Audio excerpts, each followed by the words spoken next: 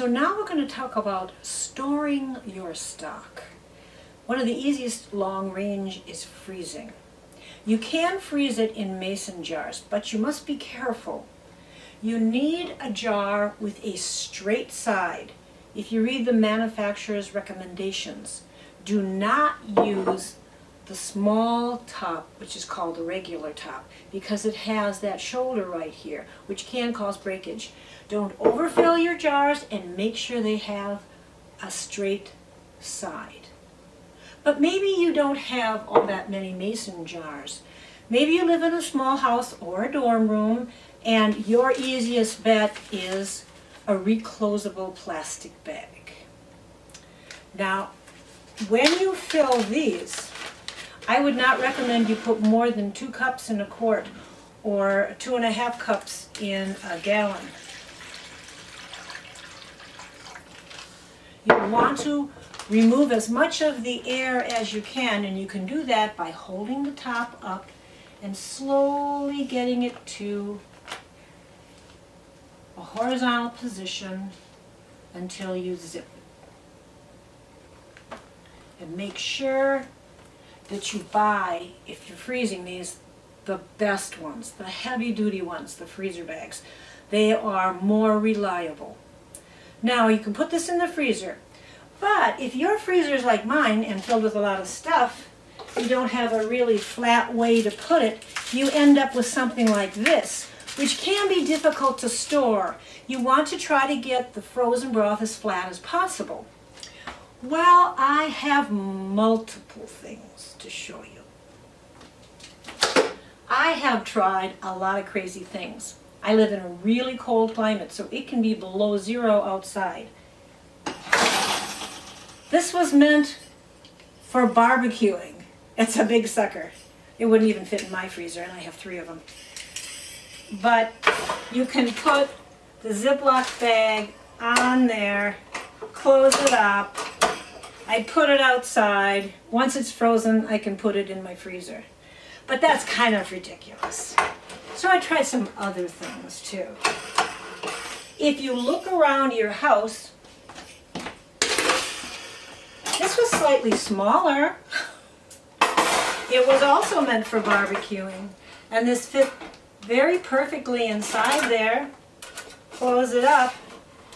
If I had taken a hacksaw and cut this off, I could have put this in my freezer, but I still wanted to use it for the barbecue. So, as I said, look around your house for more conventional things. For example, a binder, a plastic binder. Now this isn't perfect, but this will actually help it when you put it into your freezer. Here's another binder. It's a clipboard that actually is meant to hold different things inside. So that will get the soup nice and flat. I'm going to talk more about that in a minute. But here's another one. It's a simple pencil case. I want that soup back again.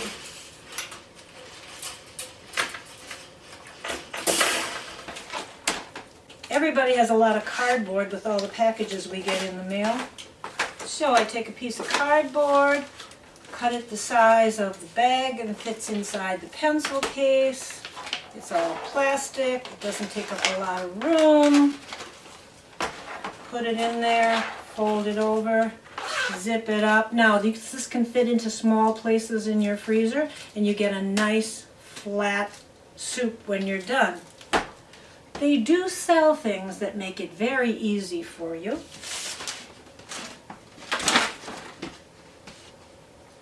This is a refrigerator or a freezer compartment for storing things, and they are modular.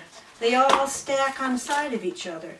So what I've done with this one, for example, here's things that I keep from ice cube trays.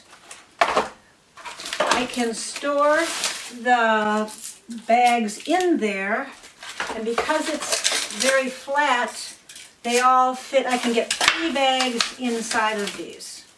But again, if you don't want to put the money in there and you don't think it's going to fit in your refrigerator, just go with a simple cardboard or something like this. Just a simple box that you put the bag in or put it in your refrigerator, freezer, and then if you want, you can either keep it to use it again or freeze it. But we have one problem with soup that's frozen in a bag, in that unless you defrost it completely, it's very hard to get it out of the bag. Oftentimes it'll break apart or the seams will leak. That's when I decided that if you divide it, you can get it out easier. Now maybe this isn't more than you want at one time.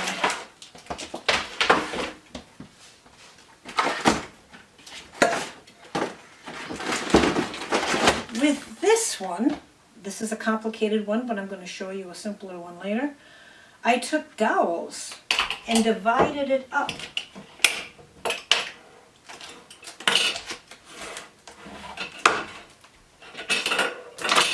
I would never be able to get this out of the bag without cutting it open.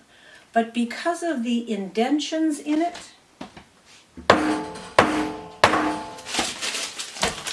it will break apart into pieces, and I can take just one piece out. I need one more.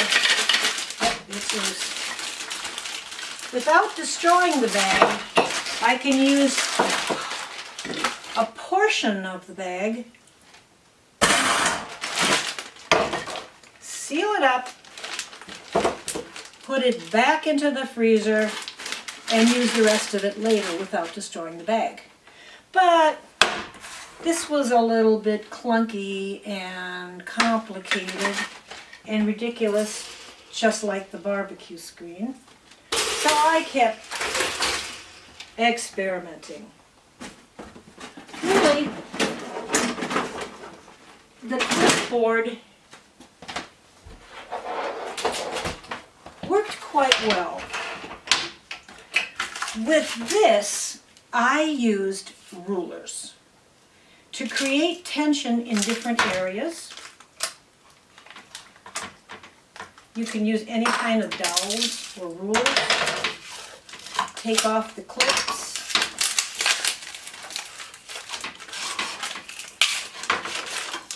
I covered the rulers in duct tape just to make them stronger. Now again, I have this divided in portions.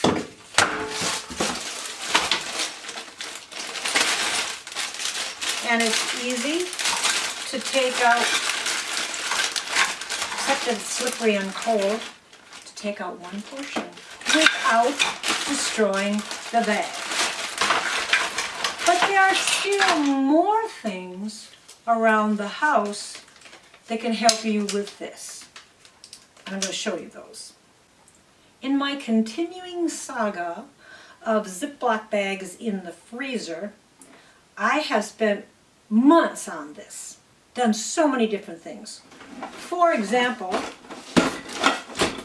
to go back to those barbecue baskets, I hold this one up so you can see it, because what I did was I took this basket, took a hacksaw, cut all of this stuff off,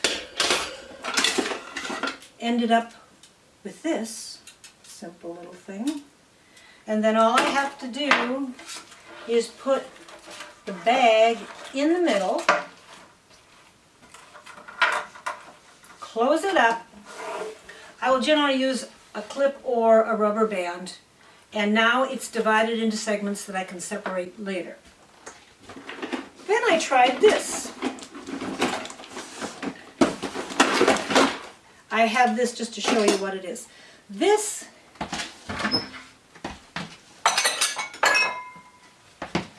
is meant to hold stemware in a cabinet.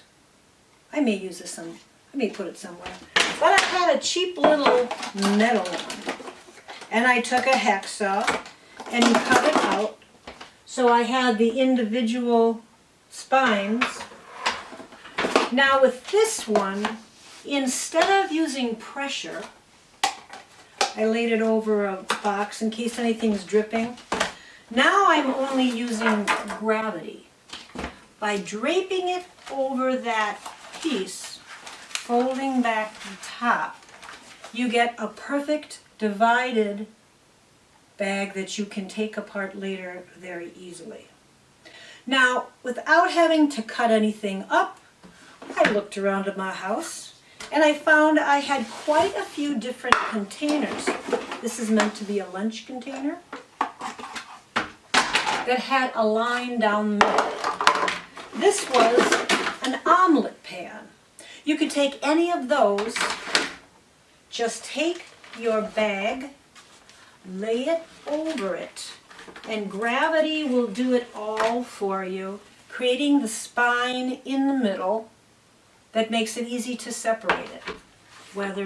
But always be sure that the line goes perpendicular to the top, not through the middle. That won't help you get it out. It has to be through the middle with the top separate.